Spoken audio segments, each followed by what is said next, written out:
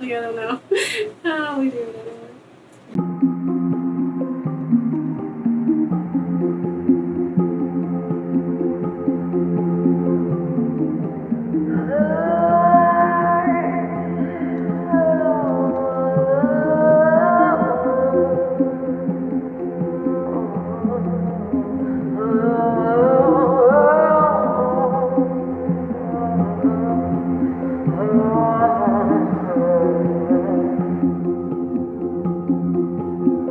Hi, I'm Kat. And I'm Gabe. And we're The Ghouls Next Door.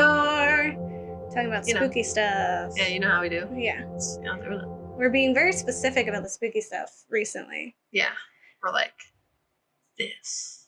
Yeah. And then we drop it and we're like, let's talk about this.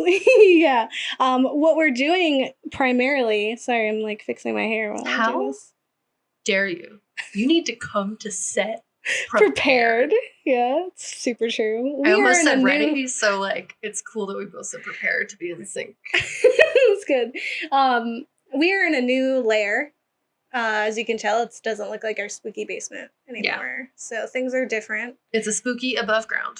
Yes. But like twice. Yeah, yeah, exactly. And we have been, in recent episodes, been focusing primarily on social horror. Mm-hmm. So like slightly similar. Yeah. To our horrors of society. Yes. But yeah, right now, you know, we're talking specifically about like one film instead of more than one film. Yeah. What I think is like what we keep coming into when we have been like exploring these films like over this time is that there's all the articles and stuff are reaffirming what we've been saying for like since the beginning of time with our podcast, which is that horror tells these stories and like, you know, amplifies the horrors that we're facing, right? It is used as an outlet to be like, this is really messed up. People are suffering. The world is suffering, X, Y, and Z. And so we use this horror film to kind of showcase one or so issues, etc. And so horror's always done that. Like we, you know, Frankenstein. You know, we've been saying that like for a minute. And it's funny because it's like, I feel like I was slightly worried and you were slightly worried about us like running out of stuff to talk about. And it's like, nah, I mean, like we're just going to keep saying the same stuff, but about a different thing so that it just keeps reaffirming the fact that, hey, remember that thing we said? This is the thing the whole time. It keeps going and it continues to be the thing. The more times you see it, maybe the more it'll start to like solidify in people's brains. Yeah. So that they understand it instead, or it'll have the opposite effect where it's like, I don't know the fix it, so yeah, it's not there. It's movie time only. Yeah. Well, I think we're getting a little better. We're seeing things, and I think because of the political climate today, people are more susceptible to be willing to learn and understand and appreciate that media that is trying to teach you something. And so we're seeing now like people kind of flocking to things like Watchmen or being excited about something like Lovecraft Country because they are ready. Right? So like it's finally the time for social horror. All the people were like, it's not the time. It's the time now. Yeah. It's always been the time. Yeah. But like now it's the time and people like you know, well, and so some. Yeah. Yes. Not everybody. We can't get everybody. But people like it. And today we're going to be talking about a social horror that I was honestly very excited about when I saw the trailer. I was like, that is so sick. Yeah, we were hyped to see. I feel like we were going to see it in person if that presented itself as an option. But then life. Yes. And no. So. Yeah, exactly. And so we did not see this in person. We saw it very recently now, and it was long awaited, and maybe that's why it was kind of disappointing because we wanted it so bad. We had our hopes up.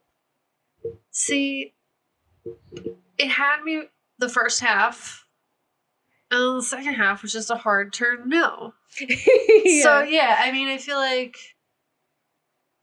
also the way we've been viewing, like, I don't know, I just feel like things recently have just like helped us really solidify how we feel about a lot. Yeah. So I think our stance against certain things is firmer. Yeah.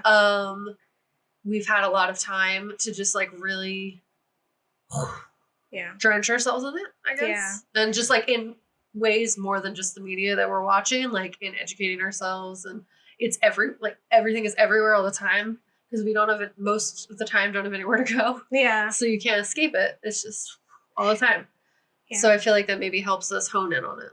I also think it's being more comfortable because it's a little more acceptable to be angry and to be vocal about it. Like, I mean, people have always been angry. We've definitely been angry, and we've definitely used this as a platform to kind of talk about things. Yeah. But we've also kind of held back a little because, again, it wasn't the time or wasn't really an environment in which you could be that vocal or that excited and angry about those things, like in critiques, right? And there was like an article talking about this film, which is what we're going to be talking about, which is The Invisible Man, where, you know, it said that this film couldn't exist in the degree that it is now before the Me Too movement. And like totally true, because one, this man who directed it wouldn't have known that so many of the women around him were affected by abuse of some sort, right? Like the world was kind of blind to that that reality that so many women face, and that we all have a story, like we all have a Me Too, right? Yeah. And so it took a movement like that to then fuel a film like this, and it just is sad because of the point of view that it is from, or, you know, that I think that's kind of where it loses some of its magic. But I agree that I don't think it could have existed without the Me Too movement, which is started by women. Same was Black Lives Matter, started by women, like out here trying to, you know, change things. Women of color, specifically Black women. So, so we're going to talk about The Invisible Man. And I think it is similar to Get Out in that it is very apparent what it's trying to tell you. Yeah. It's not kind of like, it's very like in your face. It's not like you should watch a hour-long YouTube video after you've seen it to unpack every little tiny detail that meant this secretly, metaphorically. Yeah. It's more like, hey, that's happening. Yeah. Look at it, be upset. Yeah. Well, the thing with Get Out is there's so much to unpack too. Oh, it's both. But it was so much so like you knew, like it's really hard to argue that Get Out is not a film about race. Like there's no way to argue that it's not that, right? And the same thing with Invisible Man. It's really like you cannot argue that this is not a film about toxic relationships and abusive relationships, right? Domestic violence. It is very clearly that. Yeah. And so I think it's like that in that, well, like with the first Purge, right? You can't argue that that's not about how America has, you know, used and abused minorities and BIPOC. Yeah. There's no way. You would win. You would lose that argument. It's like that guy in the park. He's like, convince me otherwise. Oh, that, yeah. He definitely could. Changed my mind. Yeah, okay. You know what I'm saying? You know, convince me otherwise. It's like the fancy one. Convince me of an ulterior. Guys, all I'm saying is, okay, I've been out of the practice of the saying words to other humans. Yeah. And it is apparent. You can tell now. Yeah. You said it. You know, that's good. Thanks, Gabe. You're welcome. Friends. I got you. That was great. You're welcome. That's what you come to Ghouls for, is these gems like these. Yeah. So this film, like I said, it's very in your face about domestic abuse. And with that, like, I think that's one of the more powerful parts about it, right? Like it does, you know, very clearly tell you the story that it's going to tell you. And like drives those themes home, right? I just think it kind of falls flat in the third act, which we'll talk about. And there's also a parallel with a similar and themed, but our favorite horror film, which is It Follows, does this much better. Even though the thing with It Follows is that most people who watch it don't really see it for that. Like they don't realize that that's in your face. Yeah. So I would say in this case, Invisible Man really does, you know, tell you exactly what you're going to get. Whereas like it follows, you do have to like dig for it. You have to be paying attention a little more. So for that, I would say, you know, it gets a win in that column. But if you do not know what Invisible Man is about, it is from 2020. Yeah, wow. Oof. What a year. It's been a long year. 2020? It's been a long year. It's fine. It's still so early. Yeah. Okay, here's what it's about. After staging his own suicide, a crazed scientist uses his power to become invisible to stalk and terrorize his ex-girlfriend. When the police refuse to believe her story, she decides to take matters into her own hands and fight back. I don't know about that. I feel like that wasn't what happened. I don't know about that, Wikipedia. That, like, wasn't what happened. I mean, she did eventually, but it really was like, I don't know if it was so much a decision as like I'm gonna die if I don't kind of thing. Like, it's not really a decision. That's more of a reaction. Yeah, like there was no other choice. Well, this film is directed by Lee Wantell. Let me double check that last name. Oh, I minimized my window. It's been a long time. Lee Wannell. Blumhouse, of course. You could have let a woman have this one, Blumhouse. You could have let a woman have just this one about a woman. No, okay, it's fine. It's fine, Jason. It's fine. Remember what he said though? He said women don't want to. He would love for women to direct horror, but there's none out there. They're not out there. That's my impression of what that white man would sound like. Check your inbox, bro. Yeah. Yeah. Yeah, gotta do my sorry to bother you. Sorry to bother you, but women don't want to direct horror films. Yeah, they do. And they could have did a better job with this. This is starring Elizabeth Moss. And we've discussed her before. She does a great job. I always am under the impression that she uses the films that she stars in as her way to kind of explain that she's not really a Scientologist, but that's just me dreaming that she's better than Scientology. Did she not say, like, have you seen the films I make? Like, okay, she has it is like but I mean, I also feel like I'm really reading into it because I'm hoping and praying that that's the case, because it's really hard to disconnect from your family. Yeah. You'd lose everyone you know and love. Scientology is a cult, so and it does not care about women. So her, continuous starring roles in films and TV in which women are being oppressed and they're fighting back, and you're this heroine who's trying to make something, right? I think is her way of being like, yeah, but I don't believe that. She's always very human in her, like, she's definitely always very flawed in her role, like in that, like, she's very human dealing with this reality that she is trapped in, and like reacts very humanly to it. Where in that, like, she's not doing anything like superhuman or crazy. Like, she has her selfish moments, she has her like flawed moments. She is very convincing in her acting, and I think that like says something about potentially what the meaning of the things could be. And I think what's interesting about her is that she has such a unique like appearance too. Like she's really pretty, even just like dressed down, like in like she plays other roles where it's like I'm not this beautified like super makeup, but she's still beautiful. Right? Like you still buy into like her being someone who would, get this kind of attention. One of the things that I think about when I think about this film is like, and then the decision to have Elizabeth Moss, who Lee actually like consulted with her and went over the script and like wanted to be sure that a woman's voice had some weight in it, which she admitted doesn't happen very often, unfortunately, in the film industry. And so having a woman as the lead, right? Having the victim as a lead, because in the original Invisible Man, we're going through him and he's kind of the victim. And so that decision just kind of comes hand in hand with the idea of domestic violence and abusive relationships, because it does tend to be women who are the ones suffering and are the victims, like in like a majority of the cases. Not all of them. There are no universals. Absolutely not. but it does make me think of the Donald Glover quote from when he had a stand-up, and he had said, "Why don't women have crazy men stories? I don't really hear them." And then I realized it's because if you have a crazy boyfriend, you're going to die.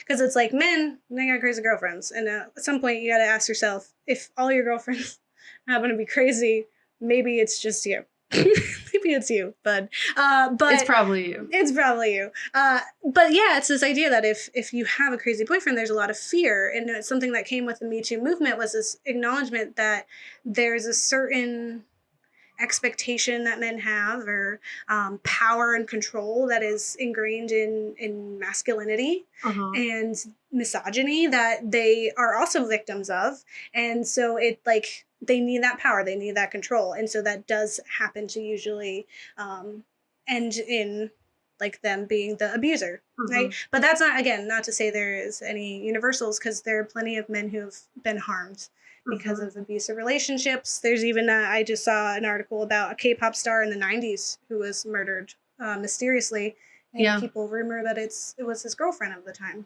Yeah, and I mean, abuse is not limited to just physical violence. There's emotional abuse. There is many others that I learned about in my trauma class that I had the names of 4 that no longer live in my brain. Emotional, psychological, yes. And I think that's what I think this film does do well, is that abuse isn't cut and dry, right? It's not just you get like and the problem that people have with this idea of like, why don't you just leave? Right. And it's because that's not really what it is. It's not what we see. Like, it's not you meet this person, you go on one date, and then all of a sudden they're hitting you. Like, that's not how that works, right? It's control, and that's what the abuse is. It's and she even says it in the film. She says he controlled what I wore and who I talked to and what I ate and when I went to sleep. Like, that's what they do. It's this, they start controlling all these little pieces of your life, and the abuse does not, like, physical abuse usually doesn't come till quite later, until you're in too deep and you have lost your independence and who you were, and you've been alienated from everyone around you. And so you kind of have nothing else. And so you try to make this work. And it's similar to the cult mentality of like, if you've reasoned with like if you made this premise logical for years, like 5 years, right? And then on the 5th year of this cult, they're like, we have to kill ourselves for Jesus. At that point, like, you think like, okay, you would leave, but you wouldn't, because you would have to confront that you have been wrong for 5 years. Like, you would have to relearn and re-understand everything that you've taught yourself. Like, the reality that you just warped and made your own. And so that's exactly what abusive relationships are. Like, you totally have it twisted. It's not black and white of like, I just leave now. Like, your whole life is this person. They made it that way. They made you alone, so you can't go anywhere else. And there is this like control, and you feel it's your responsibility to do it. Another thing about abusers is that they generally are very charming. They are the light of the party, right? Like, people see them and people want them. They're desirable. They're very romantic, and they woo you and sweep you off your feet. Big gestures and stuff. Yes. And they're also like they have this air of vulnerability as well, like, where with just you, right? Like, making you special.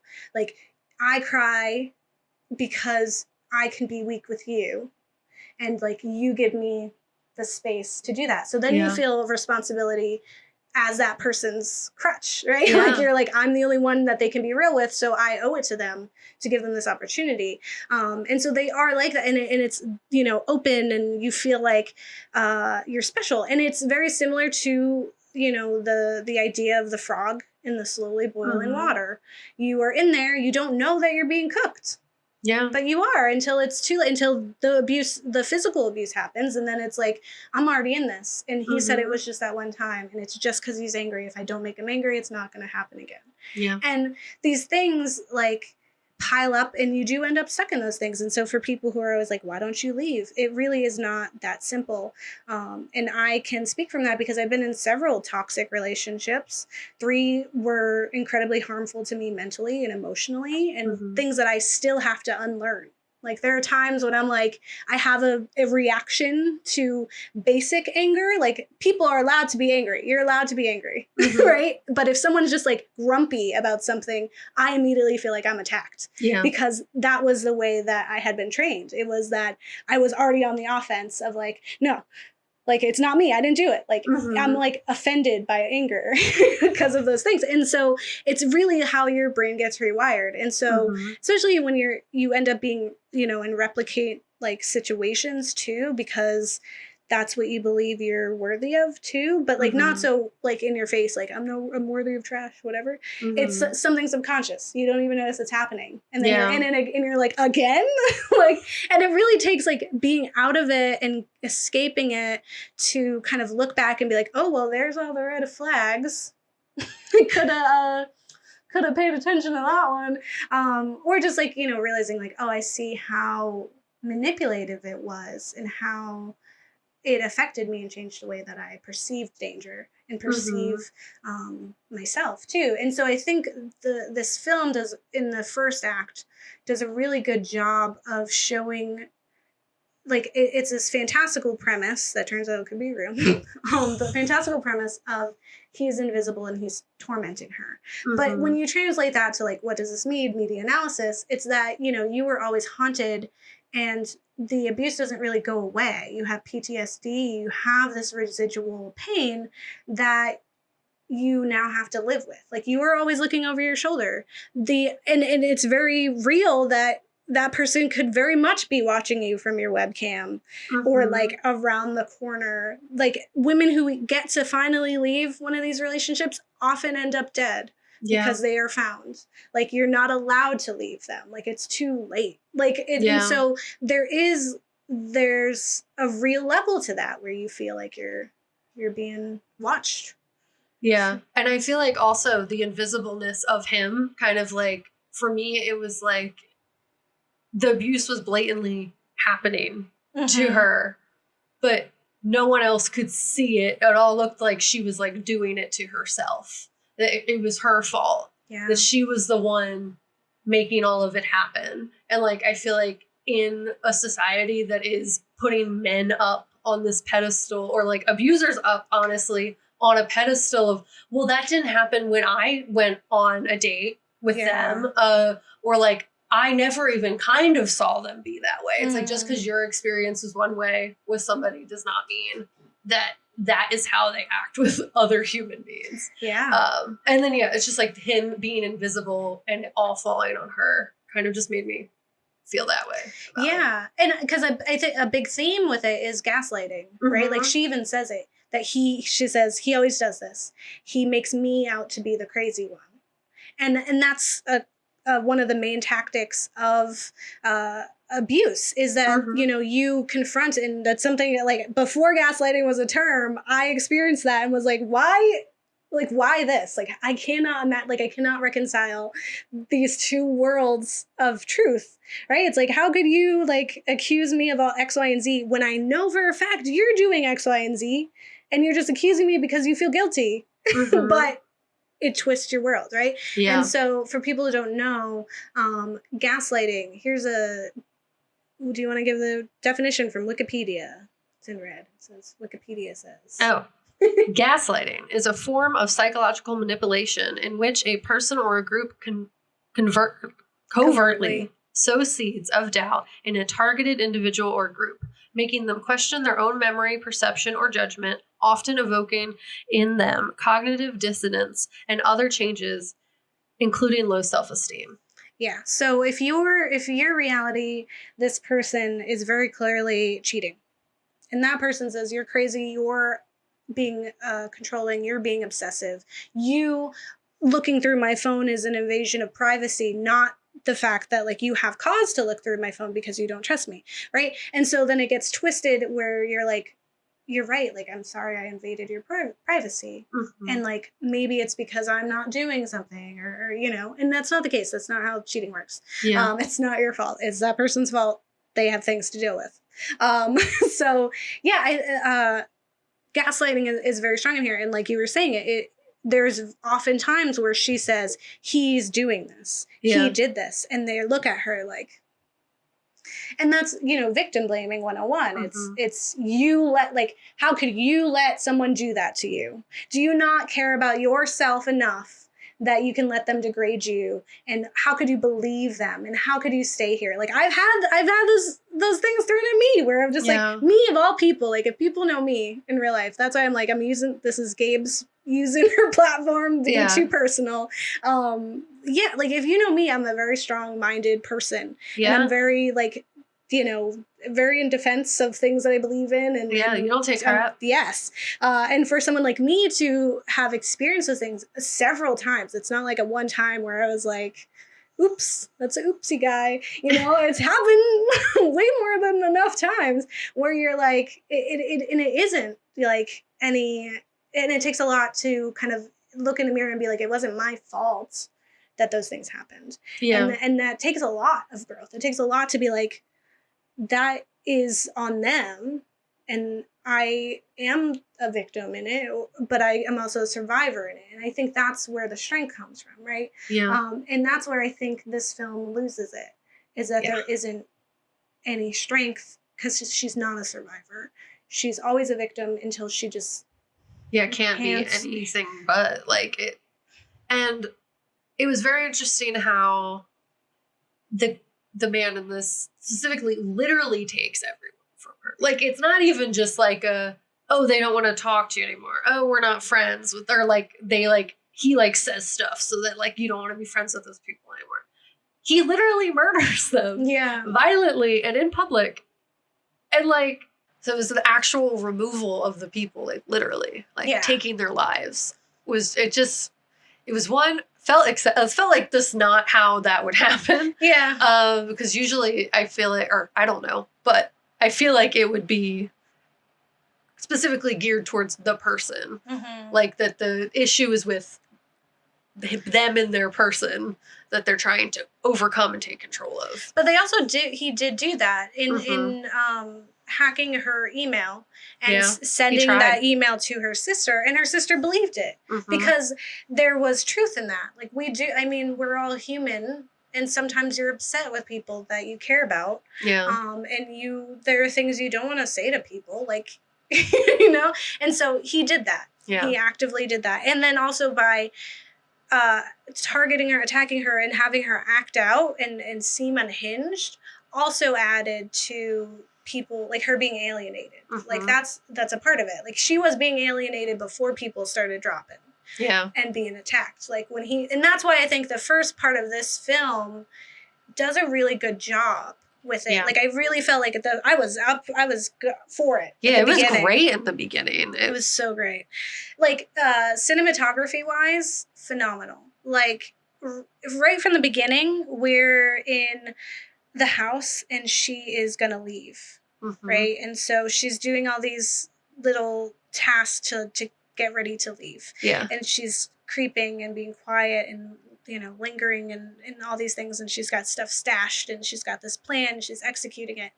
And even from then, we are the camera observing her from afar. Yeah. And so that's what I thought was super interesting, is that like there's like a scene where she like leaves the room and we're in the hallway and we're stuck in the hallway. Yeah, just waiting. And you think, oh, he's going to get up and come in here, and he doesn't. And so I think that kind of similar tension that we're kind of given reminded me of See You Yesterday with the scene with the police officer at the beginning, where you think, oh my gosh, it's going to happen now. So you're put into the position of those characters because that's a reality. So you already know it's a reality that he could know what she's doing and that he's evil, whatever.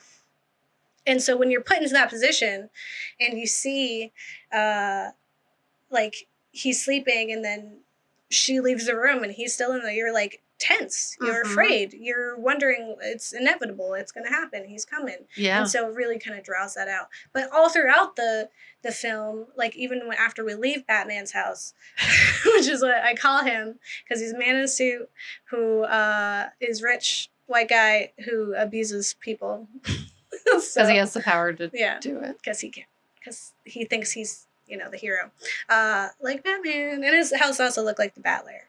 So definitely 1 + 2. Yeah. So when even outside of Batman's house, when we're at the friend's house, there's a whole scene. So there, a lot of the camera angles are very voyeuristic, and you definitely feel like it's purposeful so that you always feel like you're watching instead of being a part of it. Like it totally separates yourself from the traditional filmmaking techniques and that are there to convince you that this thing on film is real. And instead, it's that it's even more real because it continues to exist when we're not there.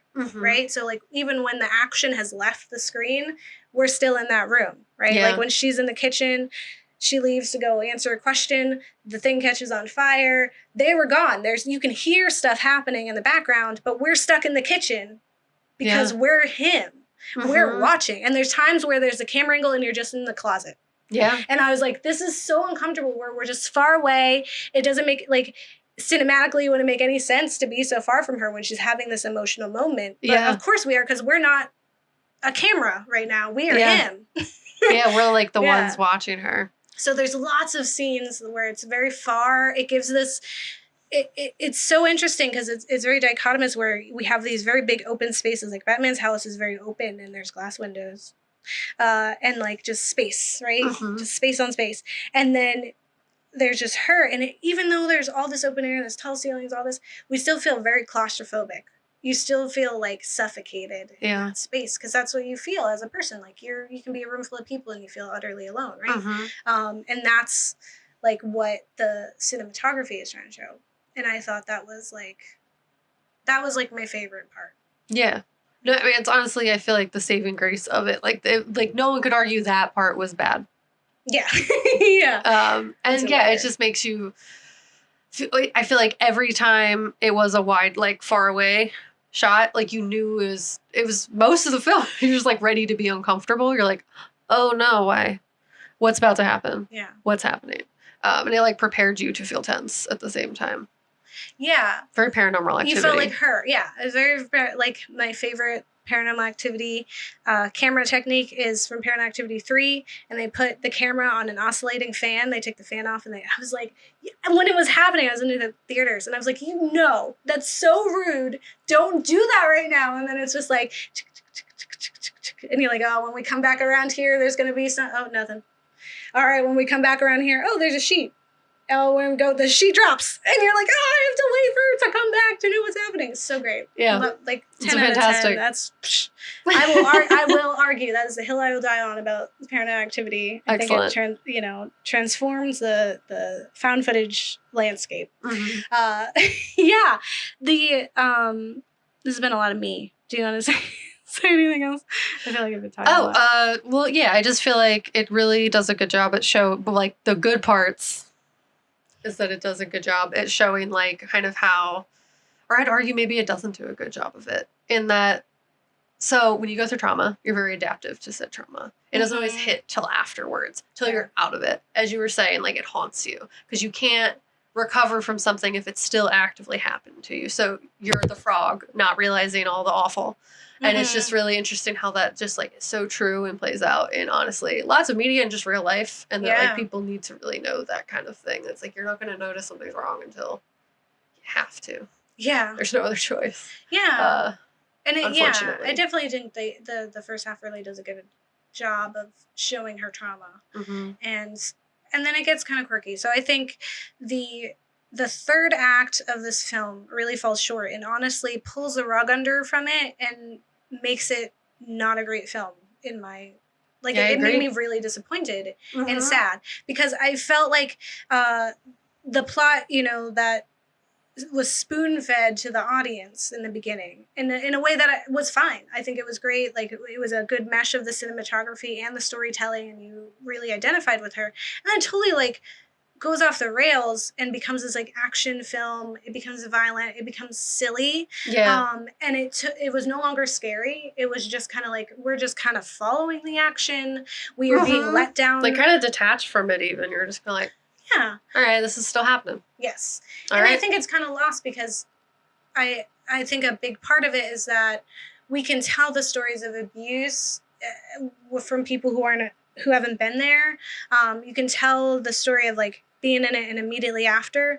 But if you haven't been in that situation, you don't really know what the survival and the residual feelings are later. Like you don't know that unless you've experienced it. And so it's hard to kind of convey that or know, be honest and truthful to it if you don't know. And he doesn't, right?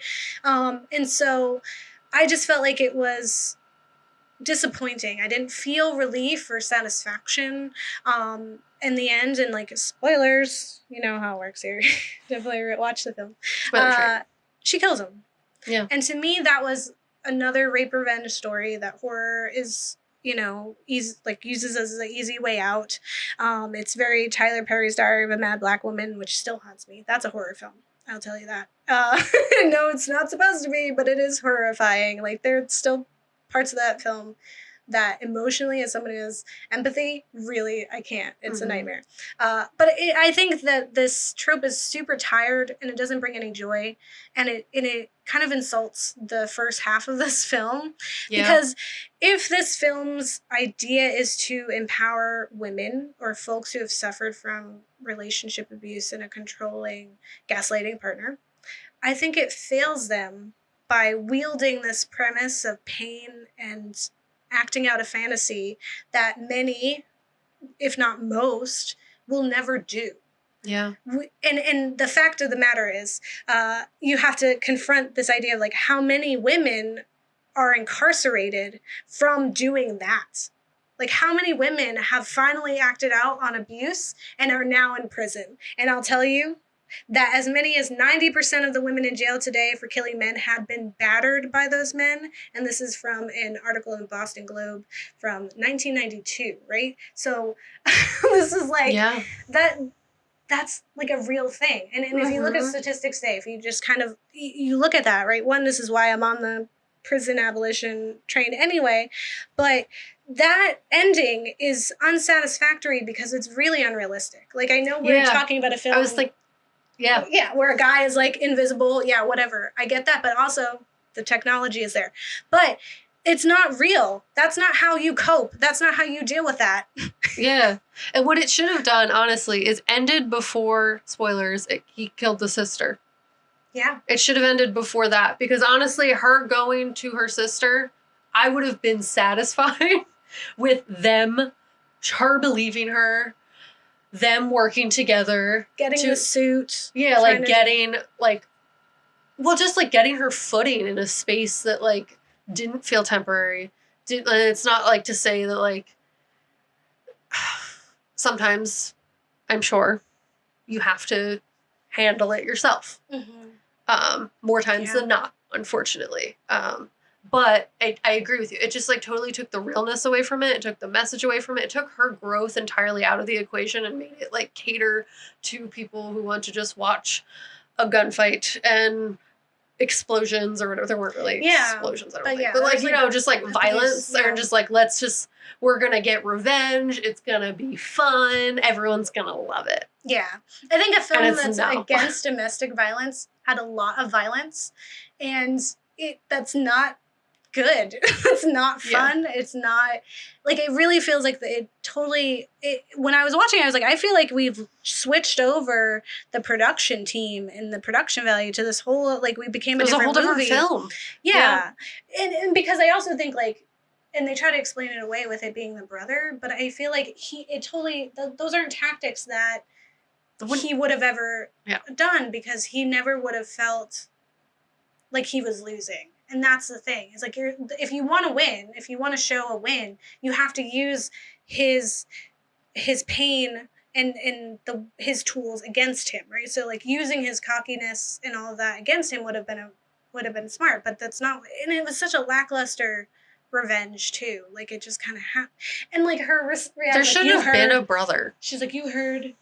You know what you heard, right? Like to the friend or whatever. Like, where is she all of a sudden? She's just this vixen, like this villainess. Like all of a sudden she's grown to be this. Yeah, they didn't do any of the character development. They just actively traumatized her over and over and over again on screen. Yeah. Until she hurt somebody. Yeah.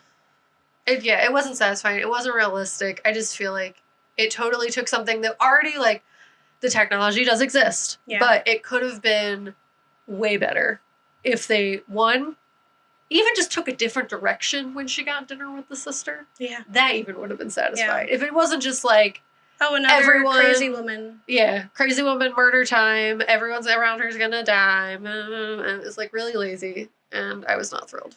Yeah. It cheapened it. It made it not about like survival and strength. It inspired nothing. It was just like, that happened. Cool. I forget the beginning now, so I guess we watched that.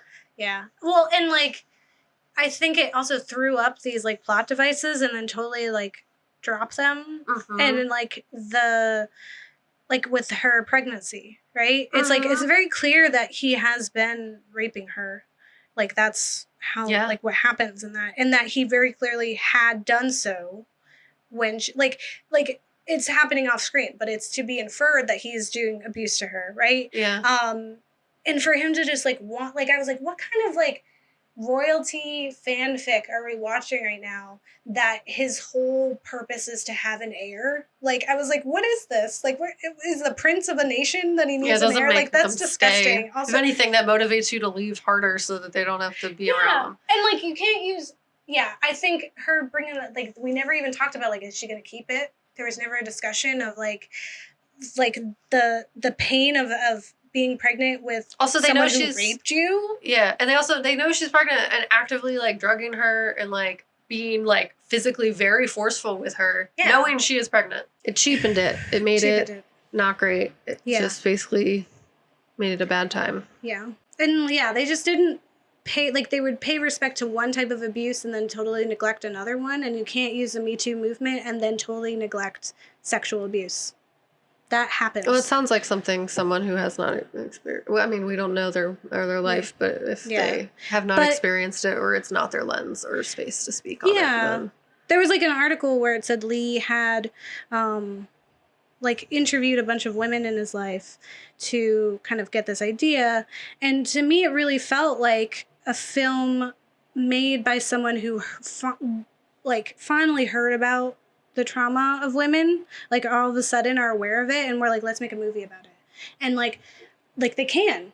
That person can, because he's a white man and Blumhouse will just give him whatever, right? Mm-hmm. And so it's like women have been telling these stories and have had these feelings and have gone through these things and could probably tell this story more concisely and more, effectively, but we don't give them that platform because it took until now for a film like The Invisible Man to even be considered good enough for screen.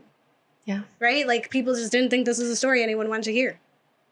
And they had to add gunfights and bloody guts flying everywhere and all of that to make it palatable to an audience that it's not for. Yes, this is the sad story of what is it? The accidentally famous one. Jennifer's Body. This is Jennifer's Body, right? That it was originally intended to be a feminist film, and then they took all of that part out to cater to an audience in the male gaze, when that's not the point. Yeah. And they did the same thing here. And then they also regurgitate tired horror tropes, like their portrayal and use of Black characters. Yeah. It was totally just, how are you doing? Are you okay? What's happening? I am here with no other character development or existence but to be here for you. Yeah. That's entirely what it was. He was a cop, but we didn't hear about it. Mm-hmm. He had a job and a life and a daughter. That didn't matter at all compared to the nice blonde lady. Yeah. Nothing against Elizabeth Moss, but yeah. It's tired. It's tired. Stop. He even has that line. Stop. Where he says, like, I let you down. Like, I shouldn't have left you, right? Like, no, you 100% should have left her. She technically in this realm hit your daughter. Yeah. Yes, you should have left. Yes, you have no duty to this. Yeah, you do not owe her anything. She's having a psychotic break, and maybe you should have, like, called for help, like called her sister, or called for her to get some psychiatric help, right? But, and you're a cop. Unfortunately, they usually handle those things pretty badly anyway. But you could have called your friends and been like, I have a friend who's having a break right now. but you don't owe her. You do not. There's nothing that you owe this woman. There's nothing. And there was literally no backstory to explain why they're friends, what happened, why he feels like he needs to help her. Yeah. Nothing. You get one line that he says, "I'm a cop," in a joke. Because they're like attacking him like fun. And so that is to be like, oh, look at this big, strong black man. And this is just like they talk about in horror noir and in a time again trope, is that they build up this black man who's tough and powerful so that they can break him down by the big evil villain so we can be convinced that he is very bad. And that's exactly, like, it's so exactly cheap. what it was. And it's cheap. Like, if he was not in his invisibility cloak, he wouldn't have been able to get any hits on that man. Yeah. And it's rude that, like, our first abuse is, like, besides to Elizabeth Moss, is to this young black woman. Right? This black girl gets hit, and he reacts very honestly to that. Yeah. Like, you know, I think... He acted correctly. Like, that 100%. He owes her nothing, yeah. Yeah. And yeah, so that's one of the many things that really kind of falls for it. So I think it's kind of... Just made it like a... I said like a C+, but it's even less than that now. Yeah. Like, because to me, I think, like, if you haven't really lived it, can you really tell the story honestly? And if you're not being, like, I feel like he was trying to be aware of the fact that he didn't have the right to it and put in some effort. But I think I think it's a part of, like, the production house having more control than the creative. Yeah. If anything, I feel like this is a good opportunity. So people who have these privileges, power, take a second, realize you maybe shouldn't be the one making the thing, but instead, if you know somebody who can tell that story, you use your privilege and platform to have them do it. Yeah. You partner. Yeah. You just have there's people with two directors, right?